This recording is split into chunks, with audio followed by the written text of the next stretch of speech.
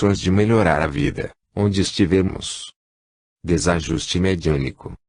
Diante de pessoas portadoras de enfermidades recalcitrantes, dessas que costumam resistir aos mais severos tratamentos, é comum ouvirmos espíritas bem-intencionados, porém, mal avisados, informando, em mediunidade. Você precisa frequentar reuniões mediúnicas e desenvolver-se transmitindo manifestações espíritas, para que possa readquirir o equilíbrio. Em princípio está certo. Todos somos médiuns, pois somos todos sensíveis à influência dos espíritos, aos quais nos ligamos de conformidade com a chamada sintonia psíquica, que é estabelecida pela natureza de nossos sentimentos e interesses íntimos.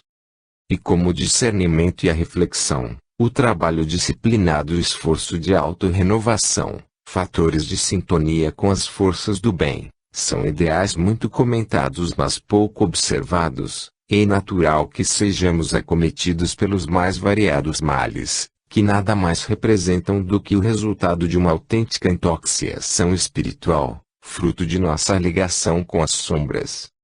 Todavia, daí ao afirmar-se que, diante da moléstia difícil ou da perturbação espiritual, o paciente deva sentar-se junto à mesa de trabalhos mediúnicos, exercitando suas faculdades psíquicas, há uma diferença muito grande. Há casos em que, devido ao depauperamento físico e à influência espiritual inferior, ele sofre uma superexcitação dos sentidos que o faz ver, ouvir e sentir o mundo espiritual. É um fenômeno mediúnico, sem dúvida, mas que tenderá a desaparecer com a recuperação do paciente, desde que não se trate de alguém com compromissos mediúnicos, e isso somente o tempo dirá. Por isso, não se pode dizer, em sã consciência, que para libertar-se de seus males o doente precisa atuar como médium, na forma exposta. A providência inicial será submeter-se ao tratamento espiritual, na base de passes magnéticos, oração, frequência às reuniões doutrinárias, estudo dos princípios da terceira revelação. E, com todo o empenho de que seja capaz, procurar um comportamento melhor, reconhecendo que a maioria de seus males representam simples consequência de gritantes falhas na sua maneira de agir e pensar. Todo processo obsessivo tem suas origens em algo errado que fizemos ou estamos fazendo. São as brechas que abrimos para a infiltração das sombras. Quanto mais intenso e sincero o esforço do paciente neste sentido, mais amplas suas possibilidades de liberação e cura. Há dirigentes espíritas de boa vontade mas pouco discernimento, que colocam o paciente junto à mesa de trabalhos mediúnicos e o induzem a transmitir a manifestação dos espíritos, inspirados na errônea ideia de que esta providência lhe garantirá a recuperação em breve tempo. Mas como pode ser isso possível se, embora sob a influência dos espíritos, ele não possui aquela sensibilidade especial que o habilitaria ao intercâmbio com o além? Induzido pelo dirigente, transmitirá uma manifestação ilusória, nada mais que simples sugestão, em bases de transe hipnótico. Ainda que se trate de médium autêntico, é preciso cuidado. Com o físico depauperado, sem o necessário ajuste psíquico, será contraproducente sua atuação. Suponhamos que temos um rádio que por um defeito qualquer, capta apenas uma emissora. Por mais que movimentemos o dial ou mudemos a faixa de onda, ouvimos a mesma estação, levamo-lo ao técnico. Este troca válvulas, modifica o amplificador, aumenta o número de condensadores, coloca um alto-falante maior, mas esquece-se de eliminar o defeito. Resultado, o rádio fica mais possante e sensível, mas continua transmitindo apenas aquela emissora. O mesmo acontece com o médium incipiente levado à prática mediúnica.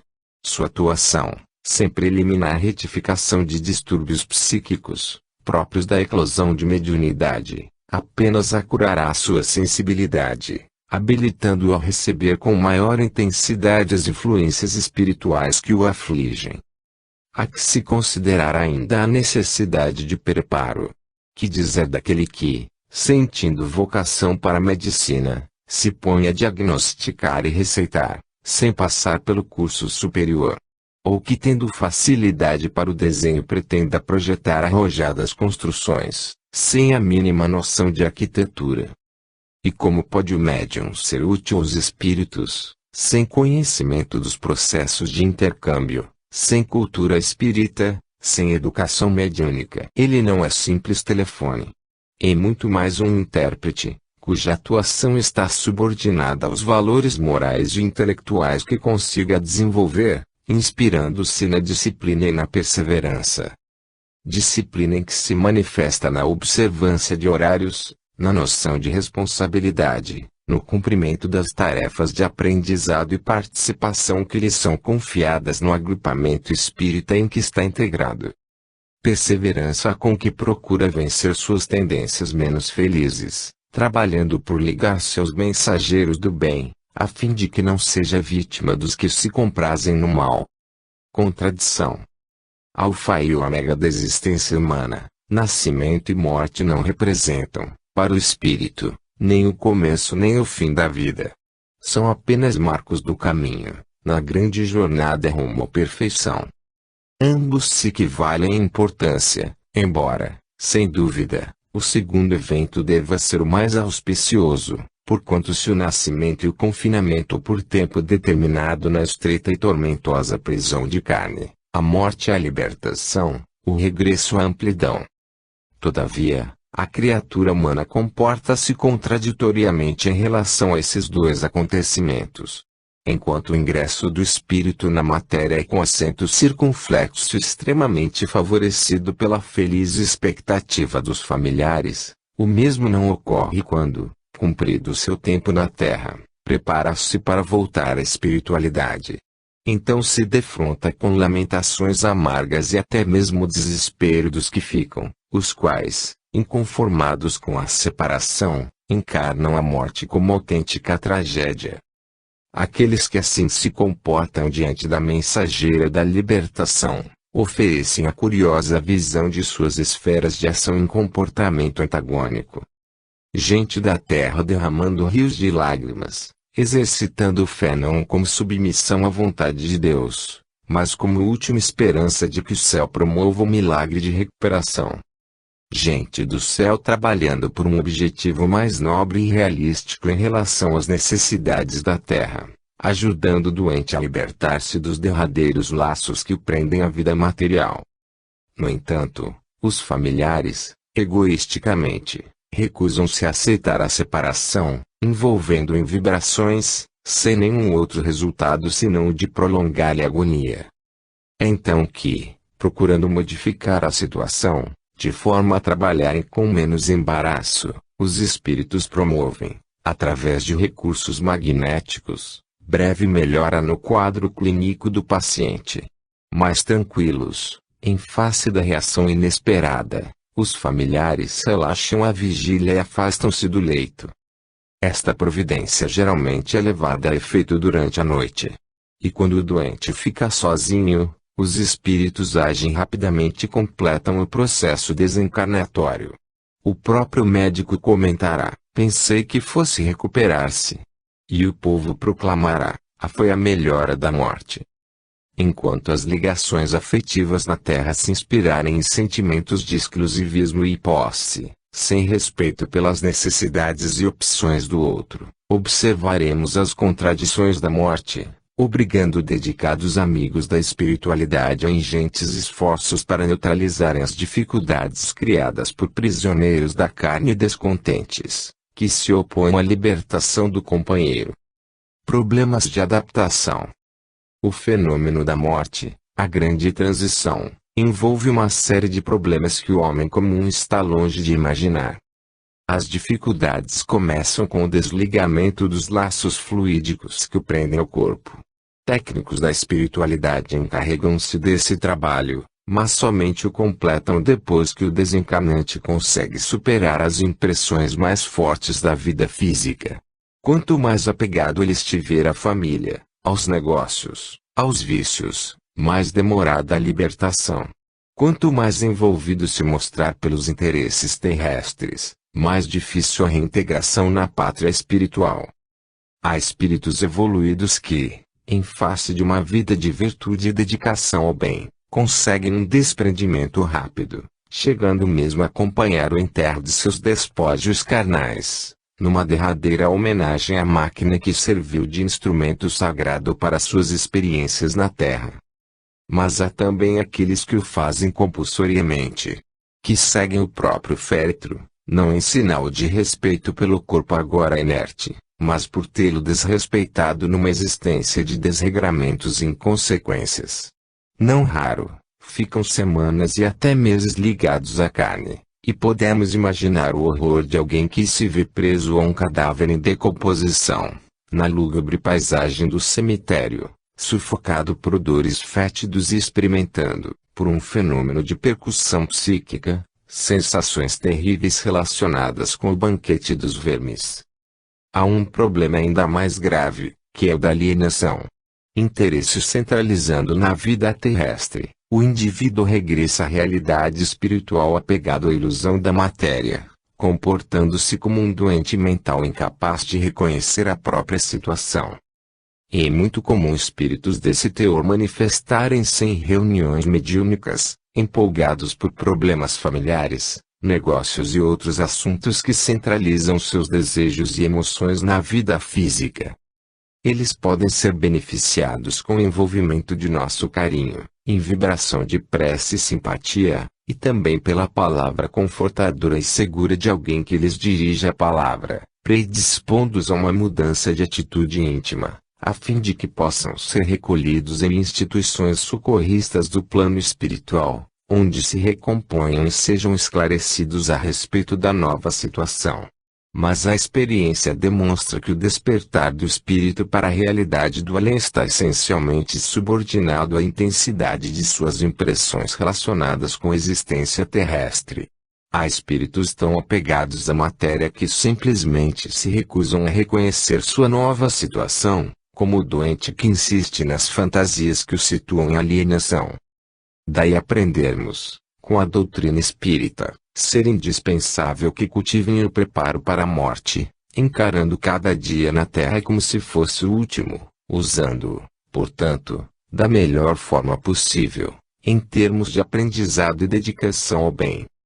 O Espiritismo é o beabá, a alfabetização de nossa alma em relação a estas questões tão importantes, representando, ao mesmo tempo, uma advertência severa para que não nos deixemos dominar pelos interesses imediatistas, vendo na Terra, acima de tudo, uma escola bendita onde somos convidados a disciplinar a inteligência e ajustar as emoções, no caminho da sabedoria e da virtude, a fim de que a morte não nos imponha dolorosas surpresas. Além das nuvens. Perante o numeroso auditório, trazendo nas mãos enorme quadro, levantou-se o orador. Tirou a caneta do bolso, e, com um ligeiro impulso, derramou uma gota de tinta sobre a tela virgem. Em seguida, colocando o quadro à vista de todos, perguntou a um dos presentes: "O que vê o senhor?" "Uma mancha negra." Repetida a interrogação a outras pessoas, a resposta veio, invariável: todos enxergavam sinal de tinta. "Muito bem", continuou o orador. "Numa tela de tão vasta proporções os senhores identificaram apenas um minúsculo ponto negro." E com estas palavras iniciou uma preleção sobre a perniciosa tendência das criaturas humanas em se preocuparem com as pequenas coisas, relegando ao plano secundário aquelas realmente importantes, que deveriam merecer o máximo de sua atenção e interesse. É o que ocorre em relação aos acontecimentos de nossa existência. Se bem analisarmos, verificaremos que em todas as situações há múltiplas razões para nos mantermos otimistas, confiantes e fortes, sem ensejo para nenhum sentimento negativo. A enfermidade pode perseguir-nos, dificuldades podem surgir com relação ao presente e dúvidas quanto ao futuro. Mas que representam tais malas diante da bênção da vida e do amor de Deus? Não serão meras insignificâncias ante o conforto da prece, a luz do conhecimento espírita, a alegria de dar, o privilégio de servir. Não serão apenas pálidas nuvens que passam breve, diante da bondade de Jesus, o pastor bendito que nos conduz ao redil divino, sem abandonar-nos, jamais, mesmo quando o esquecemos. Infelizmente, tão confortadoras realidades parecem ignoradas, pois nossos olhos se voltam com frequência para as expressões efêmeras da vida transitória, onde desenvolvemos ingentes esforços para sermos felizes e colhemos apenas decepções, o que é natural, pois a felicidade é uma construção grande demais para ser edificada sobre meras ilusões. Insistindo em semelhante pretensão, acabamos por anular qualquer princípio de visão espiritual e passamos a enxergar, nas lutas e limitações da Terra, não meios de progresso e recursos de resgate e, sim, execráveis obstáculos que se renovam, interminamente, contrariando nosso anseio de ventura. E tamanha atenção damos, então, às pequenas nuvens que surgem no céu de nossa existência que, aos nossos olhos, elas assumem características de tempestades violentas que escurecem todos os horizontes, precipitando-nos na noite negra do desequilíbrio. Que são os desajustes mentais e físicos que afligem considerável parcela da humanidade, senão lamentável resultado de inconformação diante da dor, da irritação diante das situações difíceis, da revolta diante da adversidade, do temor diante do futuro. Há criaturas na terra, raras e felizes criaturas, que sabem contemplar o infinito e sentem a presença de Deus, que pouca atenção dão às nuvens, porque seus olhos buscam as estrelas. Com elas se dá um fenômeno oposto, tão interessadas estão em encarar a vida com serenidade, alegria e fé, inspiradas em nobres ideais de imortalidade e progresso, que, mesmo quando as mais negras nuvens encobrem o firmamento, continuam a ver estrelas. Apedrejado por populares exaltados e atirado ao monturo, Paulo de Tarso prosseguiu, indômito, a jornada de pregação evangélica, porque seu espírito vibrava no sagrado idealismo de universalização dos princípios cristãos.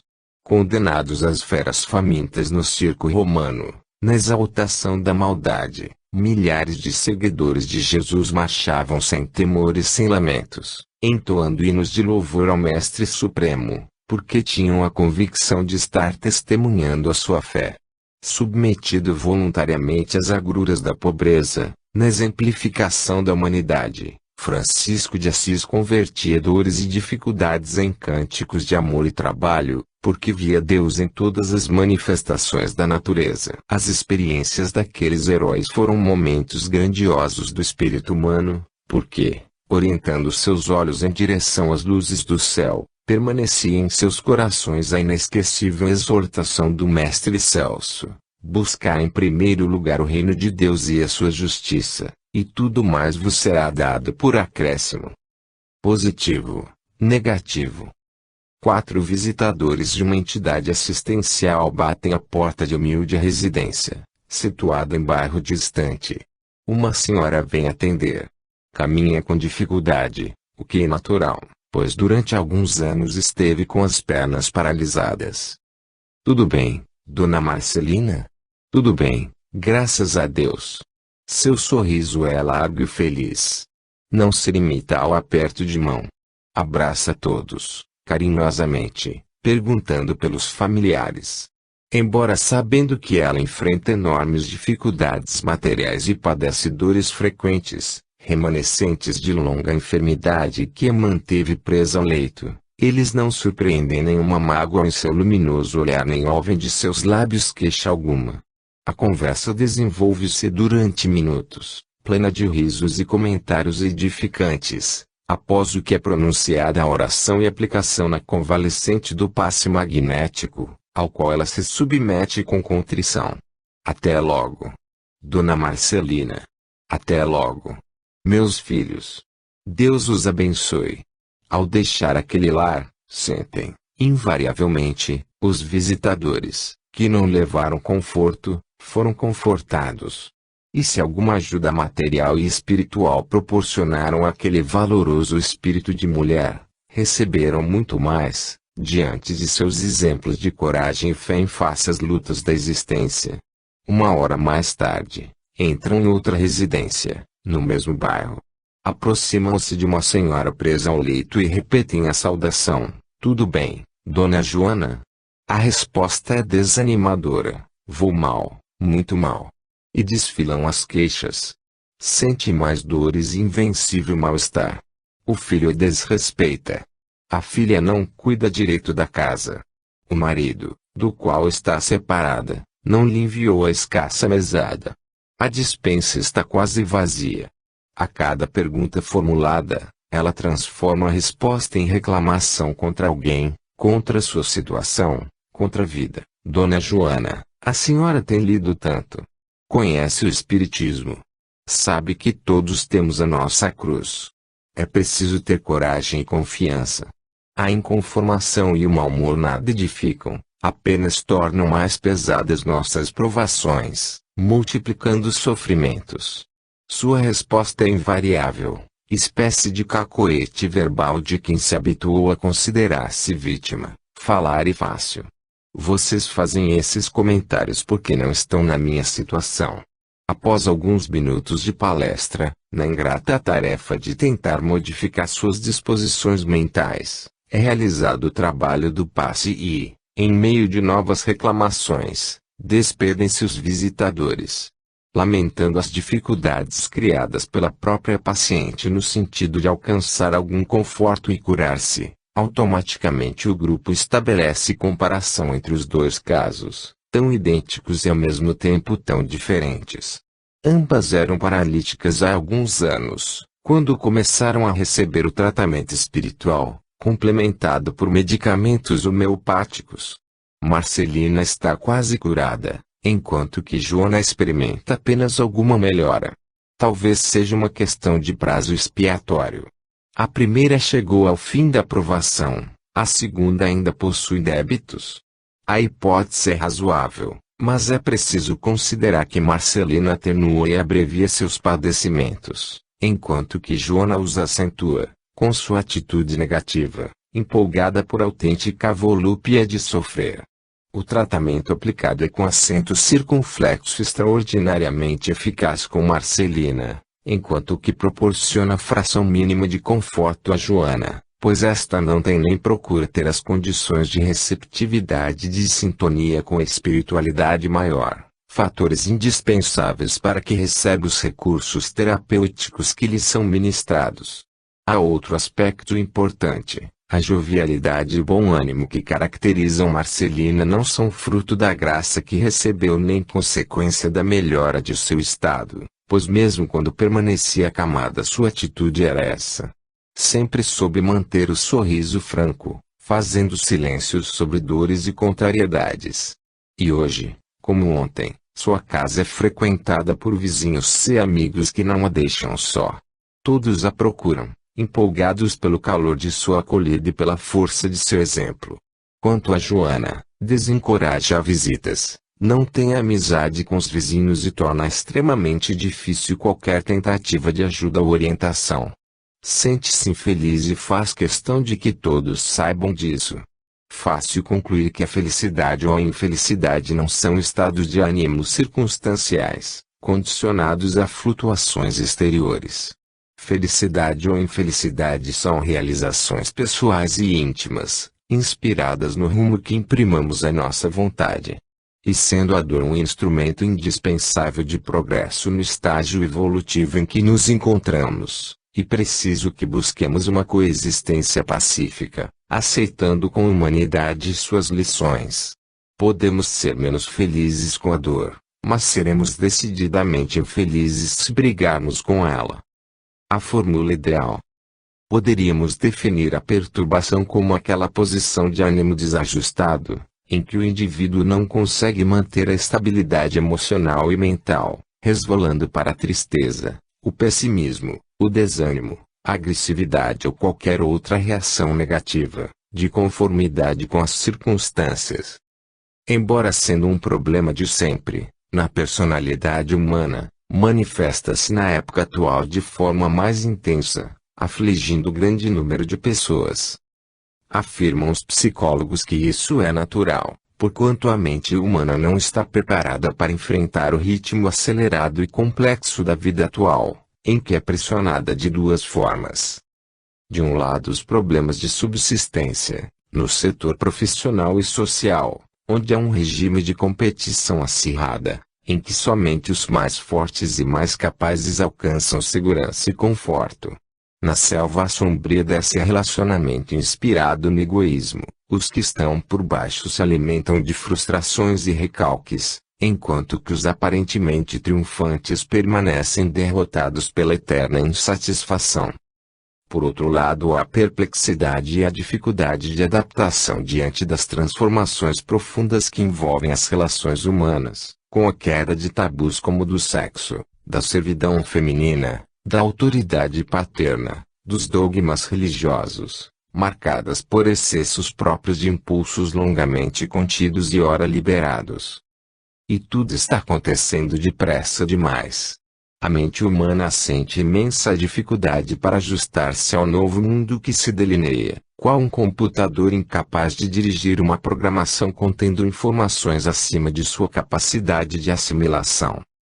O resultado é a perturbação, não apenas no sentido de desajuste emocional e mental, mas também reflexa, atingindo a estabilidade física e originando males que se sucedem, intermináveis.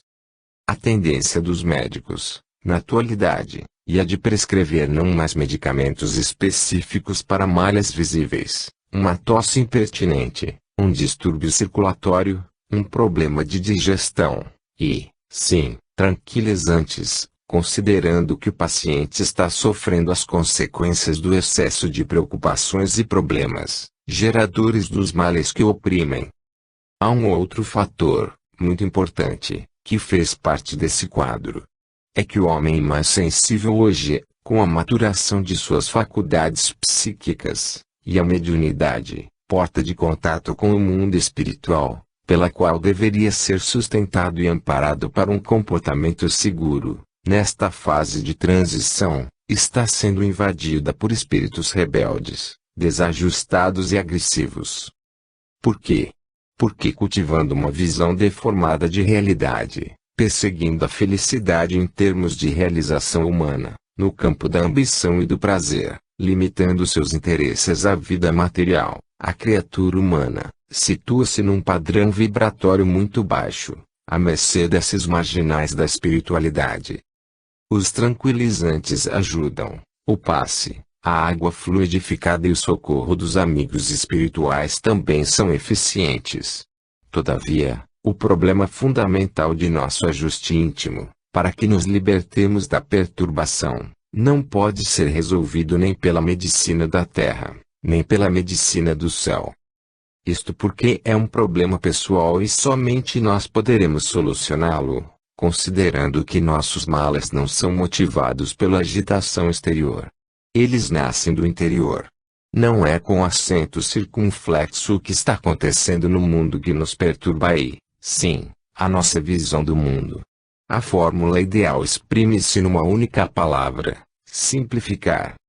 Simplificar a atividade profissional, tirando de nossos ombros a pesada carga das ambições, principalmente aquela tão contagiante que assume características de verdadeira epidemia, a consolidação de uma situação financeira ideal, que leva pessoas a se multiplicarem em atividades e empreendimentos, empolgadas por acirrada concorrência, em que a casa e o automóvel deixaram de ser meros recursos de abrigo e locomoção, transformando-se em fatores de autoafirmação, tanto mais eficientes, quanto mais caros e luxuosos.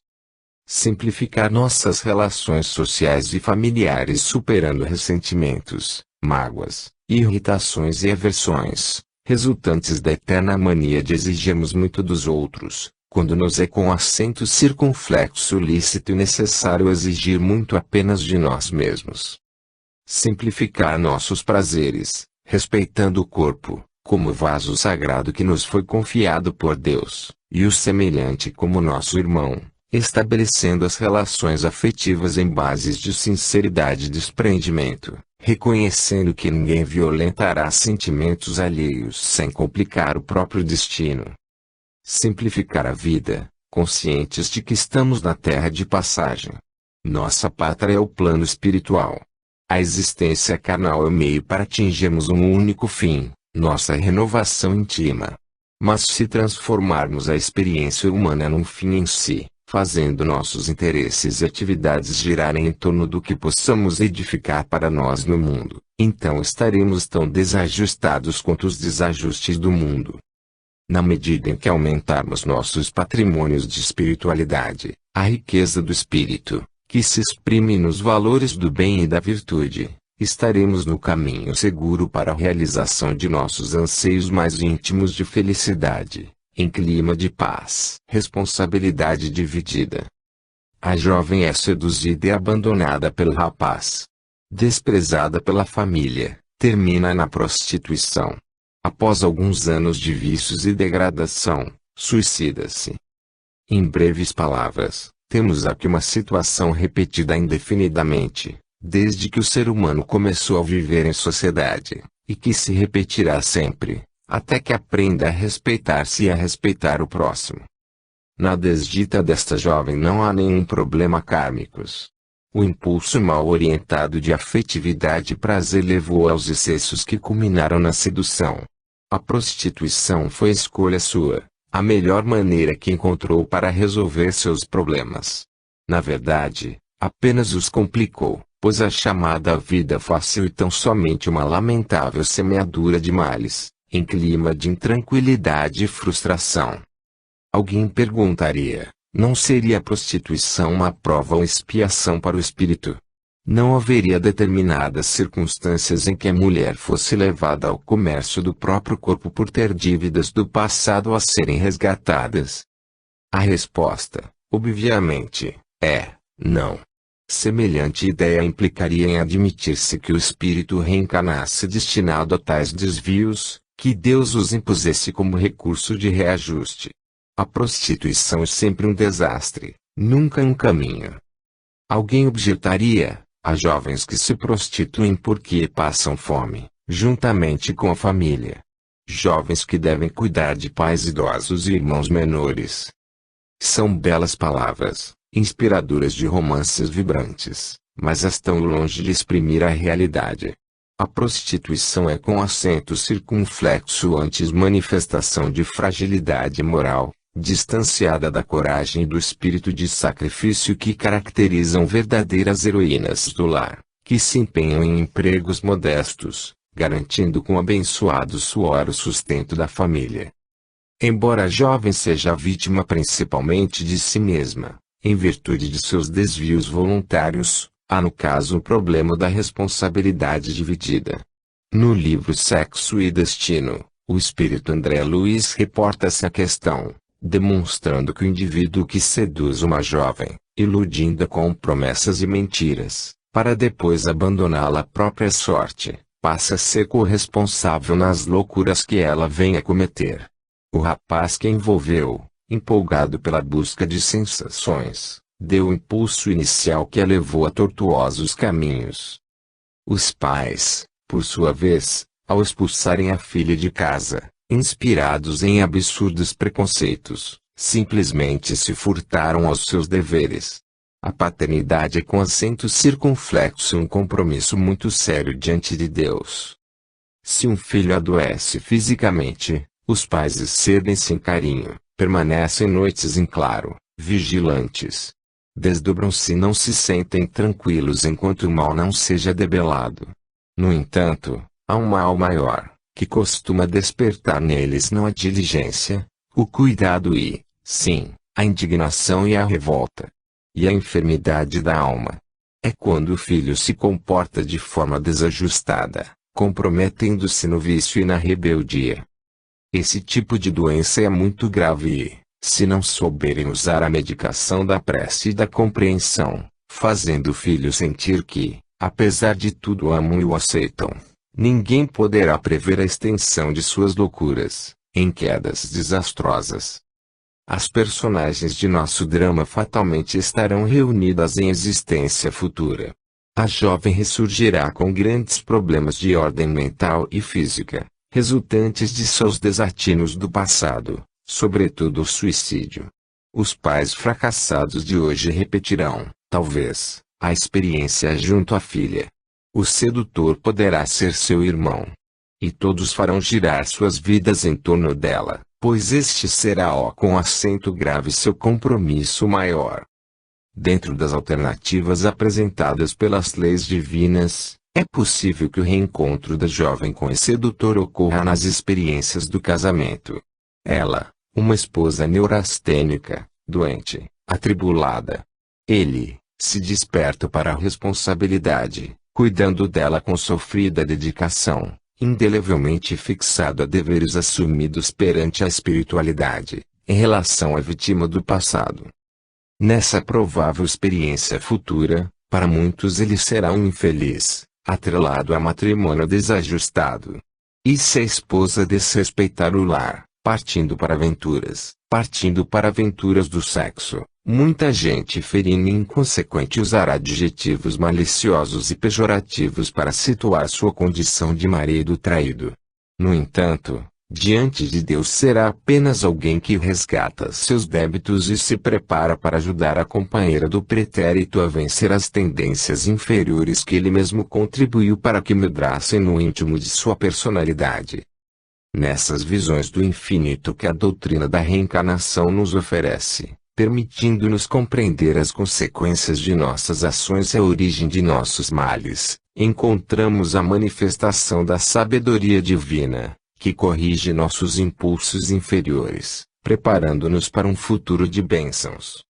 A doutrina da reencarnação é a chave mágica que equaciona o quebra-cabeça da vida, inspirando-nos o necessário respeito por nós mesmos, pela dignidade de nossa condição de filhos de Deus e, sobretudo, respeito pelo próximo, seja quem for, reconhecendo que todo mal que estendamos a alguém representará sempre uma semeadura voluntária de espinhos, que obrigatoriamente teremos que colher. Abençoado recomeço. Ano novo. Vida nova. No limiar de novo ano, muita gente estimaria iniciar realmente uma vida nova, desligada de lembranças amargas. O homem comprometido no crime que lhe tortura a consciência. O casal que acumulou tantas desavenças que transbordaram na separação. Os pais penosamente arrependidos pela omissão que resultou o filho delinquente. A jovem iludida em suas esperanças pela rapaz que a desrespeitou. Ah! Se fosse possível passar uma esponja sobre o passado e recomeçar. Com intensidade bem maior, ante as realidades de além-túmulo, o espírito desencarnado experimenta este anseio. Efetuado o balanço de sua passagem no mundo, ele sente o peso de suas faltas, a atormentá-lo sem tréguas, situando-o à maneira de enfermo inquieto e infeliz, inadaptado para a vida plena. Manifesta-se a misericórdia divina oferecendo-lhe a voltas lides humanas, pela porta da reencarnação. Enfrentará, na terra, a colheita obrigatória do mal que semeou, a exprimir-se em lutas regeneradoras e sofrimentos redentores. Apresentará, não raro, limitações físicas e mentais que sofrerão tendências inferiores cristalizadas no íntimo de sua personalidade. Conviverá, no âmbito familiar, com amigos e inimigos, consolidando laços de afetividade e desfazendo velhas aversões. O esquecimento do pretérito funcionará por terapia de longo curso que lhe favorecerá a recomposição emocional e a renovação de ideias, a fim de que supere paixões e fixações que precipitaram seu desastre em existências anteriores.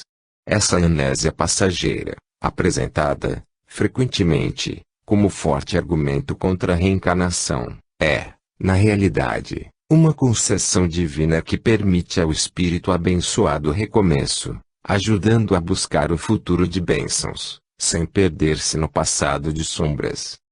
Comunhão com Deus. Deus é espírito, e em espírito e verdade é que o devem adorar os que o adoram. Quando Jesus fez esta afirmativa, no famoso colóquio com a mulher samaritana, João, capítulo 4, falava do Monte Garizim para a humanidade de todos os tempos, oferecendo-nos a fórmula ideal para o encontro com Deus. A expressão em espírito significa que nossa comunhão com o Criador deve ser uma atitude íntima, espiritual, sem acessórios ou formalismos. Os templos de pedra, As cerimônias do culto exterior, os rituais, usados como catalisadores de emoções a favorecerem a sagrada união, na realidade a limitam, porque são apelos dirigidos aos sentidos, podem impressionar pela pompa, pela solenidade, mas não atingem o íntimo e tendem a cair na rotina, quando perdem inteiramente o significado. E quando Jesus completa dizendo em verdade, revela que nossas relações com o Senhor devem ser inspiradas no esforço consciente por compreendermos sua manifestação no universo e sua vontade a nosso respeito. A religião, por isso, não deve ser uma questão de crença, inspirada na tradição, mas uma busca constante pelos domínios da meditação, do estudo, do conhecimento. O Espiritismo nos oferece, em seu tríplice aspecto, ciência, filosofia e religião, o roteiro a ser seguido. Como ciência, comprova a sobrevivência, mostrando-nos o espírito imortal e permitindo-nos definir as leis morais que regem o universo. Como filosofia, leva-nos a raciocinar em termos mais claros e amplos a respeito do destino humano, acalmando as inquietações de nosso coração. Como religião, consequência da filosofia, que explica a vida, e da ciência, que prova que a vida não acaba, ensina-nos a procurar o Criador da vida pelos caminhos da fraternidade e do amor, para encontrá-lo, finalmente, dentro de nós mesmos. É por esta razão que o Centro Espírita não é uma igreja, na acepção usual do termo. Acima de tudo é uma escola, onde aprendemos a conceber por templo o universo, a casa de Deus que devemos respeitar para sermos filhos dignos de nosso Pai e herdeiros dos patrimônios da criação. Por isso, costuma-se dizer que o Espiritismo não é simplesmente uma religião, mas a religião, o apelo maior do céu à terra, que fala o entendimento para atingir o coração, preparando-nos para uma comunhão definitiva com Deus, em espírito e verdade. Religião espírita. Calcula-se que pelo menos 20% da população brasileira se compõe de espíritas. No entanto, em estatísticas oficiais esse número está longe de ser atingido, porque muita gente não considera o espiritismo uma religião. É comum, por exemplo, o católico espírita. Frequenta os centros espíritas, habitua-se ao intercâmbio com o além, recebe ajuda e esclarecimento, maravilha-se com as perspectivas amplas que a terceira revelação oferece. No entanto, tratando-se de concepção religiosa, declara-se católico. E quando lhe perguntam o porquê dessa contradição, responde com outra interrogação: Espiritismo é religião? Essa dúvida é justificável. A palavra religião está associada a culto exterior. Lembra imagens, santos, procissão, confissão, hinos, rezas, missas. Como o Espiritismo não tem esses acessórios, não é considerado religião. Todavia o próprio cristianismo primitivo, de onde brotaram as grandes religiões ocidentais, não possuía, na pureza do movimento inicial, nenhum formalismo.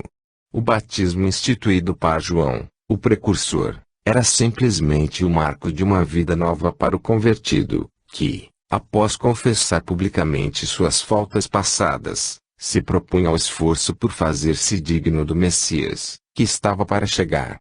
A distribuição do pão e do vinho por Jesus, na última ceia, fora tão somente o símbolo de sua presença imanente sempre que os discípulos estivessem reunidos em seu nome. Tornaram-se rituais pomposos e solenes porque se pretendia atrair os pagãos, que constituíam a grande maioria e eram muito sensíveis a tudo que lhes impressionava os sentidos. A mesma motivação inspirou a assimilação de práticas pagãs, como a procissão e a entronização de imagens. A devoção aos santos nada mais foi que uma transposição dos deuses mitológicos para as igrejas, satisfazendo-se à vontade popular. A religião, do latim religare, ligar ou religar, é o caminho para Deus. Todas as atividades humanas em torno desse objetivo são manifestações religiosas.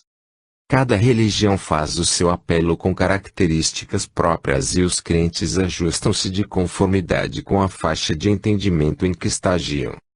O homem primitivo cultuava a Deus representado pelas forças da natureza. A sua religião era o sol, a chuva, o mar, o vento. Sua religiosidade exprimia-se em danças, cantos, batucas, sacrifícios.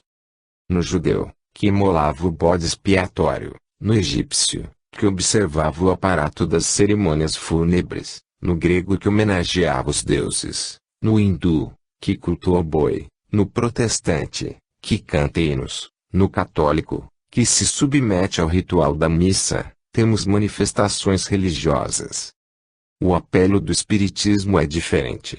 Despido de fórmulas exteriores, ele dirige-se essencialmente à consciência, fazendo a iniciação da criatura humana nos domínios da espiritualidade superior. Diz Leon Denis, tende por templo, o universo; por altar, a consciência; por imagem, Deus; por lei, a caridade.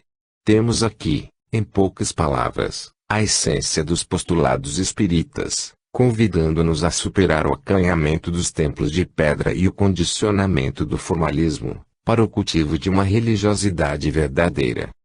A Revolução Definitiva. p. 803, perante Deus são iguais todos os homens? Sim, todos tendem para o mesmo fim e Deus fez suas leis para todos. Dizeis frequentemente, o sol brilha para todos, e enunciais assim uma verdade maior do que pensais. p. 806, é lei da natureza a desigualdade das condições sociais? Não, é obra do homem e não de Deus.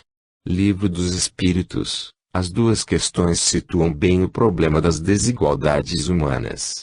Concebendo-se que Deus é a justiça perfeita, não poderia favorecer a nenhum de seus filhos.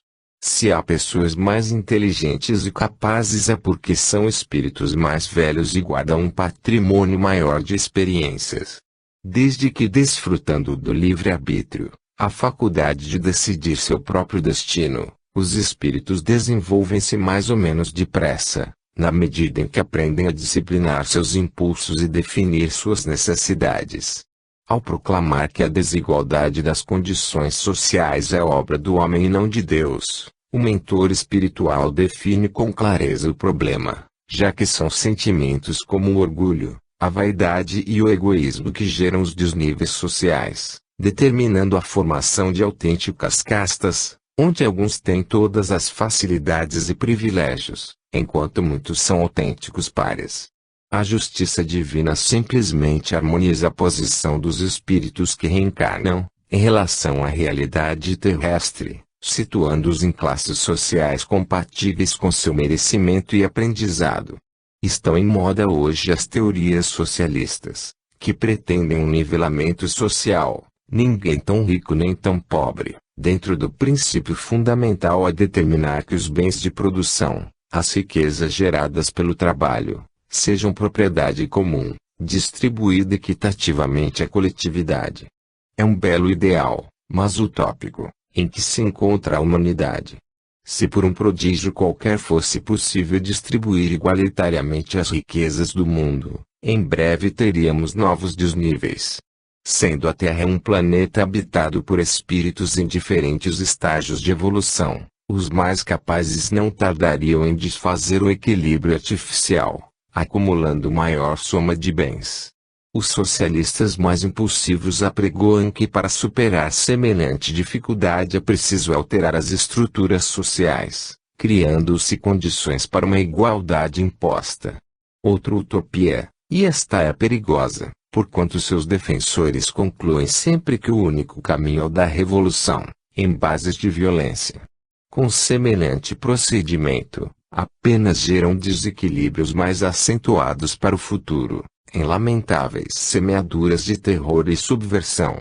E a tendência destes revolucionários, se vitoriosos, e a de formarem uma nova casta, poderosa e prepotente, negando suas próprias convicções e enterrando seus ideais. É o que acontece em países como a China, a Rússia e Cuba, onde a exploração do homem pelo homem, segundo o conceito marxista, foi substituída pela exploração do homem pelo Estado. E onde os ricos cederam seus privilégios para os funcionários burocratas. E preciso mudar, não as estruturas sociais, e, sim, o homem, libertando-o daquela que é a pior de todas as misérias, a miséria moral, representada por suas tendências inferiores, a situá-lo por eterno indigente da alegria e da paz. E como conseguir isto? Pela violência. Obrigando o rico a dar parte do que possui ao pobre. Isto apenas agravaria o mal. Toda transformação, para ser autêntica, deve partir de dentro para fora, e não de fora para dentro. Deve representar uma decisão da consciência e não uma imposição de força. Ninguém pode obrigar-me a ser fraterno. Se sou forçado a dividir o que tenho, converter-me-ei num insatisfeito, um rebelde em potencial, acumulando ressentimento e mágoa, que fatalmente transbordarão em novos desajustes do meio social. Mas se me convenço de que devo contribuir para o bem-estar da comunidade em que vivo, oferecendo meu trabalho e meus bens, então lutarei espontaneamente, ensaiando o desprendimento. Para tanto, o único caminho autêntico, sem enganos, é o da educação. Quando o rico compreender que a riqueza que está em suas mãos não lhe pertence, porque tudo é de Deus, a quem deverá prestar contas um dia. Quando sentir que todo patrimônio retido em benefício próprio, acima do razoável, é bem iníquo, tanto mais comprometedor quanto maior o número de seres humanos ao seu alcance que carecem do elementar para uma existência digna. Por outro lado, quando o pobre admitir conscientemente que sua posição social não é a decorrência de mero acaso de nascimento, mas um imperativo de experiência e resgate, na dinâmica da reencarnação, que compõe o quadro de cada existência segundo as necessidades do espírito que regressa à carne.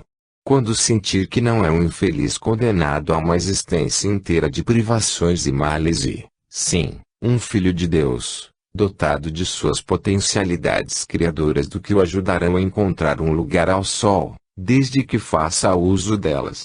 Então, não teremos mais ricos nem pobres, porque a terra se terá convertido num imenso lar, onde dividir os próprios bens em favor da coletividade será a vocação dos mais bem dotados e a autoafirmação pelo trabalho e pelo aprendizado será a meta dos menos dotados, irmanados todos pela fraternidade legítima. Então imperará um novo tipo de valores, definindo a riqueza verdadeira, a aguda riqueza que, segundo Jesus, as traças e a ferrugem não corroem nem os ladrões roubam. É o tesouro da sabedoria e da virtude. Este é o caminho, a revolução definitiva para a construção do reino de Deus na terra. Uma revolução que não chega a ser nova. Na verdade é tão velha quanto o primeiro homem que um dia cogitou de servir o semelhante. Uma revolução definida por Jesus no ensinamento eterno: tudo o que quiserdes que os homens vos façam, fazei assim também a eles. Mateus, capítulo 7. Uma revolução que inspirou a máxima basilar de Kardec: fora da caridade não há salvação. A nossa participação nessa revolução que visa educar o homem, preparando-o para assumir suas responsabilidades diante da vida, pode exprimir-se no esforço da palavra, na disseminação dos princípios espirituais, alertando as consciências e despertando os corações, desde que não nos esqueçamos de que ensinar é exemplificar e orientar a viver. O mesmo engano.